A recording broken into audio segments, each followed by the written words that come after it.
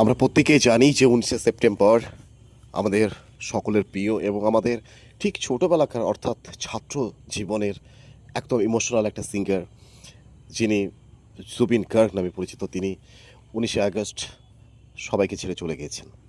আসলে এই সমস্ত তাৎক্ষণাৎ মৃত্যু কিংবা হঠাৎ করে মানুষ চলে যাচ্ছে, এই সমস্ত জিনিস আমরা প্রতিনিয়ত দেখছি। আসলে এখান থেকে আমাদের অনেক না শেখার জিনিস আছে। আসলে আমরা কোনো কিছু টাকা, কিছু আত্ম অহংকার, কিছু গরিমা, কিছু ঐতিহ্য, কিছু সম্পদ, এটার জন্য মানুষের সঙ্গে বিদ্রোহ, বিদ্বেষ, হিংসা, কে আগে যাবে, কে পরে যাবে, এই নিয়ে একটা মারামারি এক্সেট্রা এক্সেট্রা চলে। আসলে আমাদের জীবন অনেক ক্ষণস্থায়ী। আমরা আজকে আছি, কালকে নেই। আমরা আজকে আছি, কালকে থাকবো কিনা কোনো গ্যারান্টি নেই।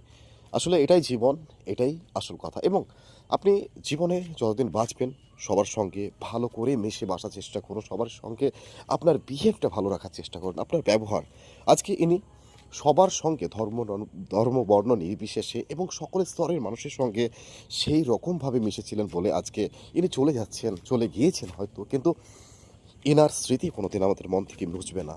গোটা ভারতবর্ষ, গোটা ওয়ার্ল্ড, গোটা আসাম, গোটা ওয়েস্ট বেঙ্গল কান্না করছে এনার জন্য, যেন মানুষ কিছুতেই মেনে নিতে পারছেন না এনার চলে যাওয়াকে।